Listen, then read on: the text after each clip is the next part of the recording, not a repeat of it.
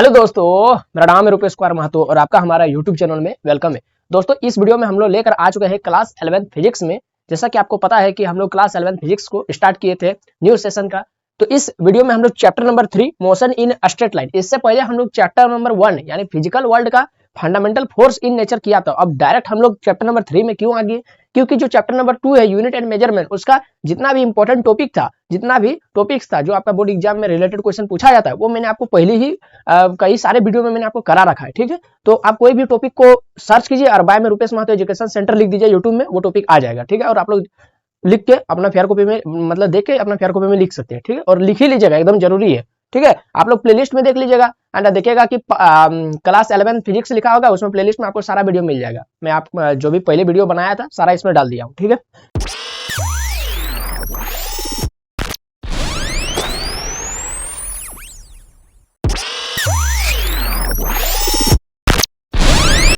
अब chapter number 3 में इसमें भी हम लोग कुछ जो भी मेन चीजें हैं वो सब मैं आपको बताने जा रहा।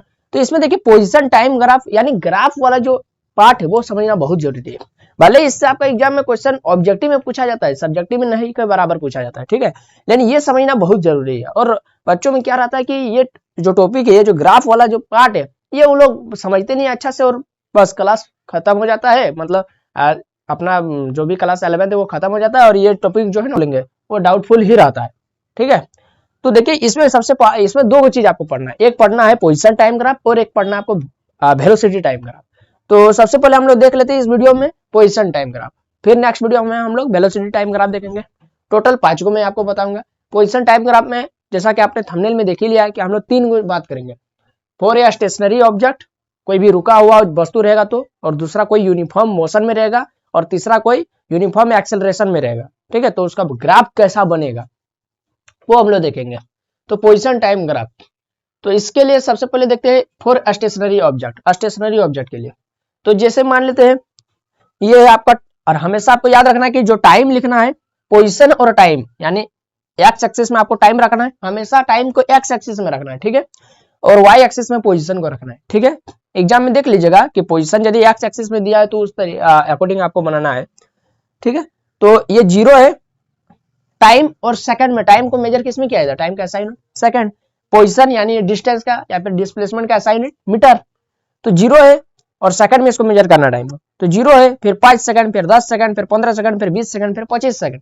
हम एक कार से उदाहरण लेते हैं या फिर कोई एक बाइक से उदाहरण लेते हैं। ठीक है, कोई एक बाइक है और position 10 metre, 20 metre, 30 metre, 40 metre, 50 metre. इतना क्लियर है? मान लेते एक बाइक है, भाई गाड़ी रुका हुआ, अभी हम गाड़ी में खाली खड़ा है। ठीक है, फीलिंग कीजिए गाड़ी में खड़ा है खाली। तो मेरा पोजीशन यानी डिस्टेंस भी हम कुछ ट्रेवल नहीं किए, 0, और टाइम भी हम चलने में लगाए नहीं है यानी समय भी मेरा 0 है। अब गाड़ी को स्टार्ट करेंगे तो 5 सेकंड में मान लेते हैं वो 10 मीटर तक गया गाड़ी। 5 सेकंड में जैसे हम चलाए है ना, तो 5 सेकंड में 10 मीटर तक गया इस तरह से। फिर 10 सेकंड में मान लेते 20 मीटर तक चल गया, फिर 15 सेकंड में 30 मीटर तक चल गया गाड़ी, फिर 20 सेकंड में 40 मीटर तक चल गया, 25 सेकंड में 50 मीटर तक चल गया। ठीक है, इस तरीके से गाड़ी चलता है मान लेते हैं। तो स्टेशनरी ऑब्जेक्ट कहने का मतलब है, ऑब्जेक्ट का मतलब कुछ भी यहाँ पर चीज मान लेते हैं हम लोग बाइक लिए, तो स्टेशनरी बाइक हो जाएगा। तो स्टेशनरी का मतलब होता है रुका हुआ, रुका हुआ का मतलब होता है समय बीत रहा है लेकिन वो वस्तु, वो ऑब्जेक्ट, वो बाइक रुका हुआ ही। जैसे मान लेते हैं हम लोग गाड़ी स्टार्ट कर दिए हैं, ठीक है, और 30 मीटर दूरी चले, 30 मीटर तक गए। ठीक है, गाड़ी को खड़ा करके बस अभी खड़ा कर दिए, मतलब बाइक को खड़ा कर दिए, तो मेरा समय बीत रहा है। 5 सेकंड में भी हम लोग 30 मीटर की दूरी पर थे, यानी 30 मीटर की दूरी पर बाइक खड़ा था, समय बीत रहा है। 10 सेकंड भी हुआ तो बाइक जो है ना 30 मीटर की दूरी पर ही है, यानी हम उसको चलाए भी नहीं किए। और 15 सेकंड पार हुआ है ना, 15 सेकंड में भी गाड़ी 30 मीटर की दूरी पर ही है। 20 सेकंड पार हुआ तो गाड़ी 30 मीटर की दूरी पर ही है, हम चला भी नहीं कर रहे, हम जाके वहां पर अब चाय नाश्ता कर रहे हैं ना। तो समय तो बीत रहा है लेकिन फिर भी मेरा जो मतलब जो ट्रेवल था, जो पोजीशन था, वो तो एक ही जगह पर है, 30 मीटर की दूरी पर। समय बीत रहा है, 50-60 सेकंड बीता जा रहा है लेकिन हम लोग गाड़ी तो वहां पर रुका हुआ है यानी 30 मीटर की दूरी पर। 5 सेकंड में भी मेरा जो डिस्टेंस हो वो 30 मीटर की दूरी पर है, 10 सेकंड में भी 30 मीटर की दूरी पर है, 15 सेकंड में भी 30 मीटर की दूरी पर है, 20 सेकंड में भी 30 मीटर की दूरी पर है, 25 सेकंड में भी 30 मीटर की दूरी पर है। तो देखिए ये एक स्ट्रेट लाइन मिल रहा है, इसका मतलब कि वस्तु वहां पर रुका हुआ है, वो चल नहीं रहा है। यदि चलता तो इसका डिस्टेंस ज्यादा होने लगता है। 10 सेकंड में यदि मान लेते 20 मीटर गया तो 15 सेकंड में 30 सेकंड, 20 मीटर में 20 सेकंड में 40 मीटर, 25 सेकंड में 50 मीटर हो जाता, इतना दूरी जाता। लेकिन ऐसा नहीं हुआ, गाड़ी जाके वहां पर रुका हुआ है। तो इस तरीके का हम लोग जो ग्राफ आपको मिल रहा है, देखिए इस तरीके का जो स्ट्रेट लाइन वाला ग्राफ मिल रहा है, इसको बोलते हैं position time graph for a stationary object. और नेचर ऑफ ग्राफ, इसका नेचर क्या है, प्रकृति क्या है इस ग्राफ का, स्ट्रेट लाइन, स्ट्रेट लाइन। और ये जो स्ट्रेट लाइन है, केवल आप यदि एग्जाम में पूछेगा या फिर कोई भी आपसे, यदि कोई बंदा आपसे पूछेगा, कोई टीचर आपसे पूछेगा कि बता रहे स्टेशनरी ऑब्जेक्ट के लिए पोजीशन टाइम ग्राफ का नेचर कैसा होता है, तो आप खाली बोल दीजिएगा हाँ स्ट्रेट लाइन। तब तो वो समझ जाएगा कि स्ट्रेट लाइन तो वाई एक्सिस में भी तो होता है, एक्स एक्सिस में भी तो होता है, स्ट्रेट लाइन इस तरह से भी तो होता है। तो आप कहना क्या चाहते हैं, आप कहना चाहते हैं कि straight line parallel to the time axis या फिर एक्स एक्सिस, जो भी बोलेंगे। लेकिन आप एक्स एक्सिस नहीं बोलिए, आप टाइम एक्सिस बोलिए। हो सकेगा कि टाइम को कभी एग्जाम में इधर दे देगा है, तो क्या फिर भी आप एक्स एक्सिस बोलेंगे, नहीं ना, टाइम एक्सिस बोलिए। पैरेलल टू द, यानी जिधर टाइम है उधर वाला axis, parallel to the time axis, time axis मतलब जिधर मेरा टाइम दिया हुआ है उधर के एक्सिस में पैरेलल रहेगा। क्लियर है, ये वाला तो एकदम बच्चा जैसा था, इसमें तो कोई डाउट नहीं होगा। अगला हम लोग देखते हैं, यदि ऑब्जेक्ट मेरा यूनिफॉर्म मोशन में जा रहा है, यानी जितना समय बीत रहा है उतना दूरी उसका बढ़ रहा है, उतना उसका पोजीशन बढ़ रहा है, ठीक है, वो हम लोग देखते हैं। तो अगर आप चाहते हैं तो इसको स्क्रीनशॉट लेकर अपना फेयर कॉपी में लिख सकते हैं। तो चलिए दोस्तों, अब हम लोग देखते हैं position time graph for uniform motion. लेकिन नाम में ही पता चल रहा है यूनिफॉर्म, यूनिफॉर्म का मतलब क्या होता है यूनिफॉर्म मोशन का, कि the distance covered by an object with the same interval of time, या फिर the distance covered by object with the interval of time, यानी जैसे जैसे समय बीत रहा है वैसे वैसे उसका पोजीशन चेंज हो रहा है। पहले 5 सेकंड पहले रेस्ट में था, यानी समय भी मेरा 0 था और डिस्टेंस भी मेरा पोजीशन भी 0 था। 5 सेकंड हुआ, गाड़ी को स्टार्ट किया, 5 सेकंड हुआ, 10 मीटर की दूरी तक पहुंचा। जैसे गाड़ी स्टार्ट की वहां पहुंचा 10 मीटर, 10 मीटर तो बहुत सामने रहता है ना। और स्पीड बढ़ाए, 10 सेकंड में समय बीता, 10 सेकंड में वो 20 मीटर की दूरी पर पहुंचा, फिर 15 सेकंड में वो 30 मीटर की दूरी पर पहुंच गया, 20 सेकंड में 40 मीटर की दूरी पर पहुंच गया, 25 सेकंड में 50 मीटर की दूरी पर पहुंच गया। स्पीड जितना है उतने तब न जा रहा है। अगर मान लेते हैं 5 सेकंड में हम 10 मीटर की दूरी तक गए, आप और स्पीड बढ़ा दिए तो हो सकेगा कि और 5 सेकंड, यानी टोटल 10 सेकंड में हो सकेगा कि स्पीड बढ़ा दिए तो दूरी भी तो बढ़ जाएगा। स्पीड बढ़ गया तो कार मतलब बहुत दूरी तक चल जाए, तब 10 सेकंड में 50 मीटर पहुंच जाएगा, 10 सेकंड में। तो स्पीड को बढ़ाना नहीं है, स्पीड को कांस्टेंट रखना है, स्पीड को कांस्टेंट रखना है। जितना स्पीड, जैसे आप गाड़ी का स्पीडोमीटर देखिएगा, स्पीडोमीटर क्या मेजर करता है, स्पीड को। कैसा स्पीड को, ये आपने 9 में पढ़ा था, स्पीडोमीटर, ओडोमीटर, गाड़ी का ओडोमीटर मेजर करता है दूरी को, डिस्टेंस को, कितना दूरी आप तय किए पूरा दिन भर में। स्पीडोमीटर क्या मेजर करता है, गाड़ी का स्पीड को, ये आपने 9 में पढ़ा था। यहाँ पर कैसा स्पीड को मेजर करता है, इंस्टेंटेनियस स्पीड को। कौन सा स्पीड को, इंस्टेंटेनियस स्पीड को, यानी उस क्षण उस समय कितना स्पीड है उसको इंस्टेंटेनियस स्पीड बोलते हैं। तो क्या समझे कि यदि हम स्पीड बढ़ा देंगे तब तो मेरा दूरी बढ़ जाएगा है और तेजी से चलने लगेगा, लेकिन स्पीड क्या रखना है, कांस्टेंट रखना है। अगर गाड़ी का स्पीड है 20 मीटर पर सेकंड है ना, गाड़ी को आप चला रहे 20 मीटर पर सेकंड की स्पीड में या फिर 40 मीटर पर सेकंड की स्पीड में, तो आपको पूरा रास्ता 40 मीटर पर सेकंड का ही स्पीड में चलाना है, पूरा रास्ता है ना। तो उस समय हम लोग देखेंगे कि 5 सेकंड में 10 मीटर गए, 10 सेकंड में 20 मीटर गया, 15 सेकंड में 30 मीटर गए है ना, 20 मीटर में 40 मीटर गए, फिर 25 सेकंड में 50 मीटर गए, क्योंकि स्पीड आपका कांस्टेंट है ना। आप सेम स्पीड से जा रहे हैं तो समान दूरी, समान समय अंतराल में आप समान दूरी तय करेंगे, उसी को हम लोग क्या बोलेंगे, यूनिफॉर्म मोशन बोलेंगे। यानी आप 10 सेकंड में भी मतलब आप 5 सेकंड में 10 मीटर चलेंगे, फिर आप 10 सेकंड में 20 मीटर चलेंगे, फिर आप 15 सेकंड में 30 मीटर चलेंगे, फिर आप 20 सेकंड में 40 मीटर की दूरी तय करेंगे, फिर 25 सेकंड में 50 मीटर की दूरी तय करेंगे। समझ रहे ना। तो ये जो सब पॉइंट को मिलाने वाला जो लाइन रहेगा, इस पॉइंट को मिलाने वाला जो लाइन रहेगा, देखिए ये भी तो एक स्ट्रेट लाइन जा रहा है। तो इसलिए तो बोल रहे कि जब कभी क्वेश्चन आपसे पूछा जाएगा कि स्टेशनरी मोशन में उसका ग्राफ कैसा होता है ना, उसका नेचर, ग्राफ का नेचर, तो आप उसको स्ट्रेट लाइन बोल के छोड़ नहीं दीजिए, स्ट्रेट लाइन बोलिए कि टाइम एक्सिस में, ठीक है। अब इसमें क्या बोलना है, तो इसमें जो नेचर ऑफ ग्राफ होगा इसमें भी स्ट्रेट लाइन है, इसमें भी स्ट्रेट लाइन है, लेकिन इसमें जो स्ट्रेट लाइन है वो देखिए टाइम एक्सिस का इंक्लाइन है, यानी टाइम एक्सिस की ओर वो झुका हुआ है। इंक्लाइन का मतलब वो होता है झुका हुआ। तो देखिए ये टाइम एक्सिस की ओर झुका हुआ है, तो straight line inclined to the time axis, inclined to the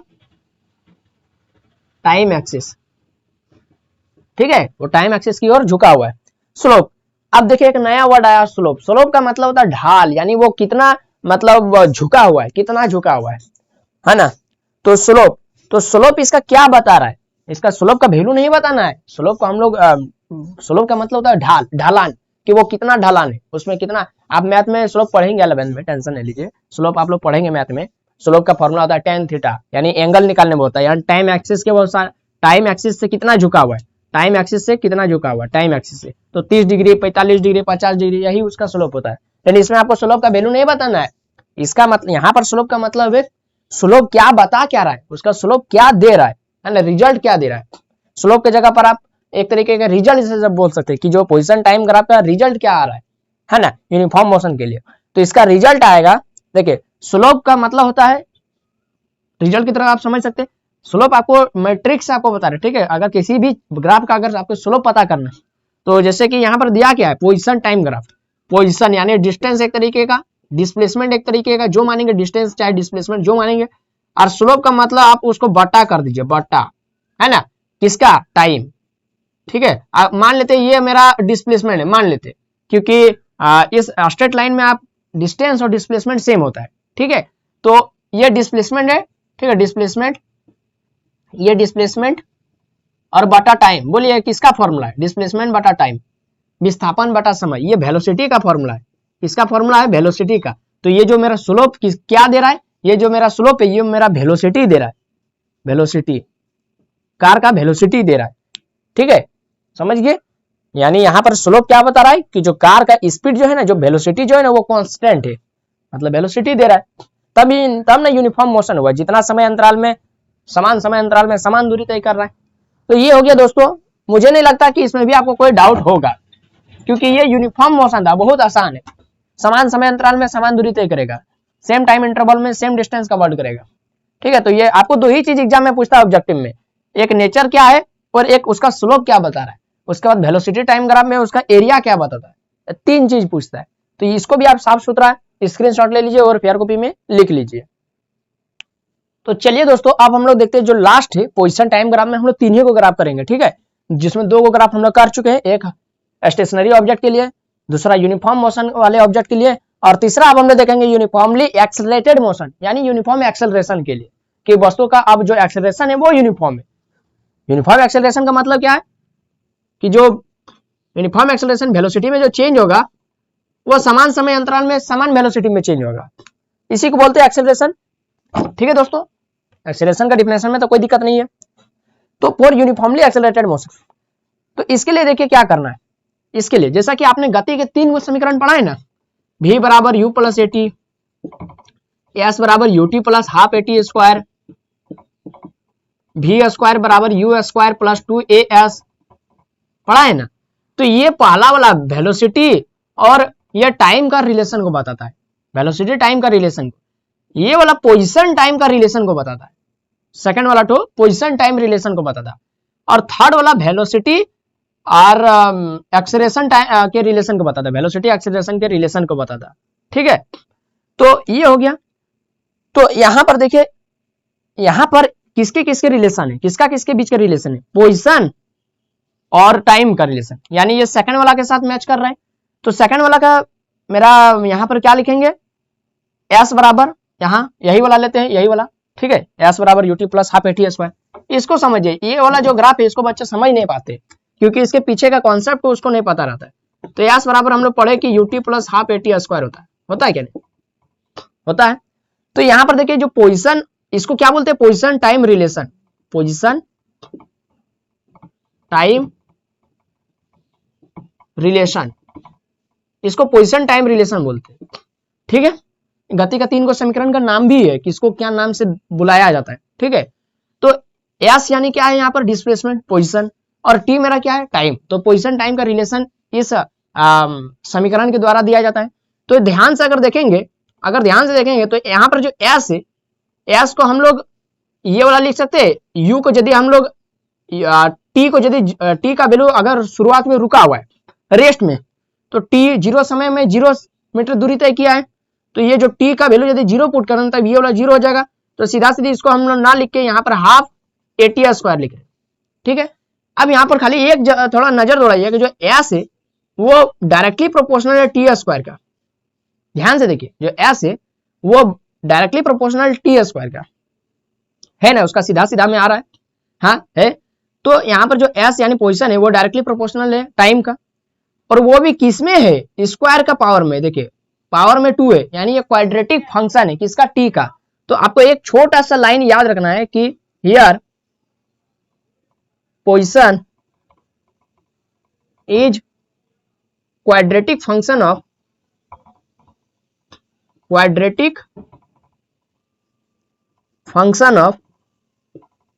time. यहां पर जो आपका पोजीशन है एस वो क्वाड्रेटिक फंक्शन है टाइम टी का। सही बात है, क्वाड्रेटिक फंक्शन का कहने का मतलब है जैसे द्विघात समीकरण हम नहीं पढ़े, ax square plus bx plus c बराबर में 0, तो जिसका पावर में 2, तो उस समीकरण को क्वाड्रेटिक इक्वेशन बोलते हैं, हाँ वही क्वाड्रेटिक फंक्शन, ठीक है दोस्तों। तो जब भी क्वाड्रेटिक फंक्शन होता है, आप लोग 11th में पढ़ेंगे, मैथ में पढ़ेंगे, ठीक है।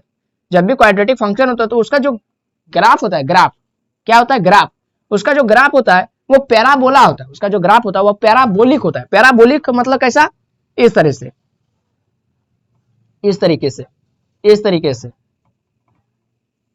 इस तरीके से, इसको बोलते हैं पैराबोला। ये पहला पैराबोला, दूसरा पैराबोला, तीसरा पैराबोला, चौथा पैराबोला, तो इस तरीके से उसका ग्राफ होगा, ठीक है।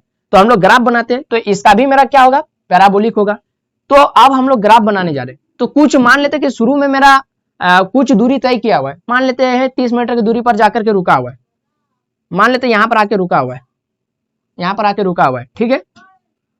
तो मान लेते हैं शुरू में कुछ दूरी तय किया हुआ है, 30 मीटर की दूरी पर जाके रुका हुआ है, ठीक है। अब इसका जो ग्राफ होगा, अब चलना फिर से शुरू कर रहा है, तो इसका जो ग्राफ होगा वो पैराबोलिक होगा। तो पैराबोलिक हम लोग किस तरीके से बनाएंगे, इस तरीके से, इस तरीके से। देखिए यहां से ही शुरू कर सकते हैं,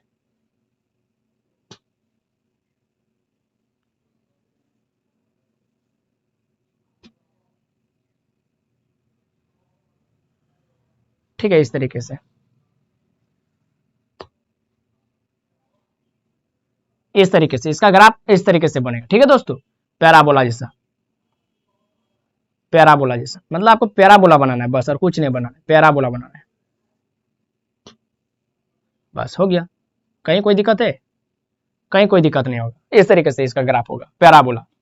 तो यहाँ पर कुछ दूरी तय किया हुआ है, मान लेते हैं यहाँ पर x 0 है अभी, ठीक है। और यहाँ पर या फिर कहीं भी, या फिर छोड़ दिए, उतना का ध्यान दे रहे। इस तरीके से इसका ग्राफ बनेगा। मतलब आपको कहीं ऑब्जेक्ट में देखना है कि 4 को ग्राफ दिया रहेगा, ठीक है, 4 को ग्राफ, 4 को ऑप्शन, 4 को आप पूछेगा कि किसका ग्राफ यूनिफॉर्म एक्सेलरेशन को दिखा रहा है, किसका, खाली आपको पहचानना है। तो जहां आप लोग पैराबोला जैसा देखेंगे तो पटाख से आपको पता चल जाएगा कि उसका ये जो ग्राफ है वो एक्सेलरेशन का है, यूनिफॉर्म एक्सेलरेशन। और जहां इस तरह स्ट्रेट लाइन देखेंगे तो वो पता चल जाएगा कि वो स्टेशनरी के लिए, रेस्ट के लिए। तो ज्यादातर आपका पूछता है रेस्ट वाला, स्ट्रेट लाइन सीधा से। यदि पूछ देगा यूनिफॉर्म मोशन के लिए तो सिंपल सा इंक्लाइन टू टाइम एक्सिस है, इस तरह वाला ग्राफ। खाली आपको पहचानना है, कुछ नहीं करना। एग्जाम्पल मतलब एग्जाम में, परीक्षा में आपका ऑब्जेक्टिव पूछता है, 4 को ऑप्शन दे देगा, चारों ग्राफ छाप देगा, आपको खुद छाप देगा वो। खाली आपको पहचानने बोलेगा कि कौन वाला रेस्ट का ग्राफ है, कौन वाला यूनिफॉर्म मोशन का ग्राफ है, कौन वाला यूनिफॉर्म एक्सेलरेशन का ग्राफ है, कौन वाला नॉन यूनिफॉर्म मोशन का ग्राफ है। तो नॉन यूनिफॉर्म मोशन मतलब कुछ भी छाप दीजिए इस तरीके से, ये एक्स एक्सिस वाई एक्सिस से, इस तरीके से कुछ भी नॉन यूनिफॉर्म मोशन, उससे मतलब समान समय अंतराल में असमान दूरी तय करना। कभी 10 मीटर गया तो 10 सेकंड में, कभी 20 मीटर गया तो कभी 30 सेकंड में 15 मीटर गया, इस तरीके से, ठीक है। हाँ, इसका स्लोप के बारे में थोड़ा बात कर लेते। तो इसका स्लोप जो देता है ना वो इंस्टेंटेनियस वेलोसिटी को देता है, इंस्टेंटेनियस